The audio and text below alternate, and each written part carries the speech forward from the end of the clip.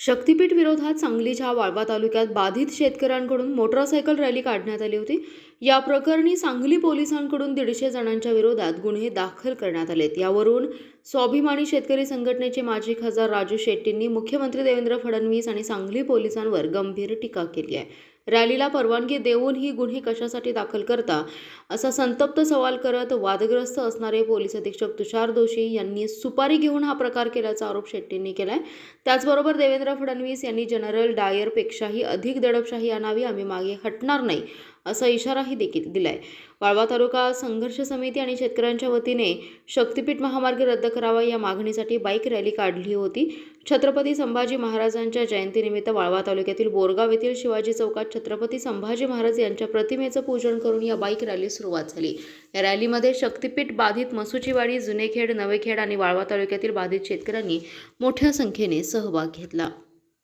सांगली जिल्ह्यातल्या सामाजिक चळवळी आणि विशेषतः शेतकरी चळवळी दडपण्यासाठीच म्हणून की काय सुपारी घेऊन आल्यासारखं तुषार दोशींनी जिल्हा पोलीस प्रमुख म्हणून आल्या आल्या आपल्या कामकाजाला सुरुवात केली आहे।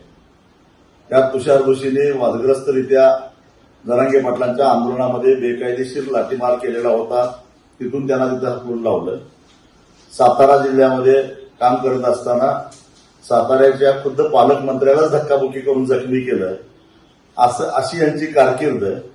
आमच्या देवाभाऊनी सांगली जिल्ह्यामध्ये शक्तीपीठ महामार्ग रेटण्यासाठी जो शक्तीपीठ महामार्ग त्यांना 50,000 कोटी रुपये 2029च्या निवडणुकीमध्ये मिळवून देणार आहे, तो रेटण्यासाठी म्हणून सुपारी घेऊन या ठिकाणी सांगली जिल्ह्यामध्ये तुषार दोशींना आणलेला आहे। पण दोशी साहेब, तुम्हाला माहिती नाही हा सांगली जिल्हा काय आहे। हा सांगली जिल्हा क्रांतिसिंह नाना पाटलांचा, नागनाथांना नायकवडेंचा, जी.डी. बापूंचा, स्वर्गीय वसंतदादांचा हा सांगली जिल्हा आहे।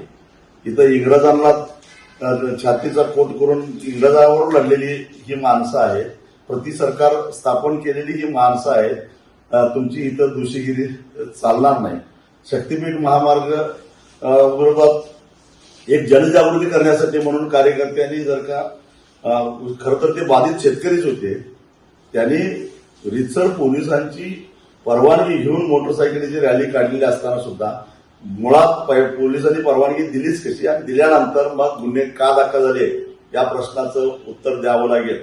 देवाभाऊ, तुम्ही जनरल डायर पेक्षाही दडपशाही करा, परंतु आम्ही मागे हटणार नाही आणि हा 50,000 कोटी रुपयाचा लोण्याचा गोळा आम्ही तुम्हाला खाऊन देणार नाही। ही काळ्या दगडावरची रेघ आहे।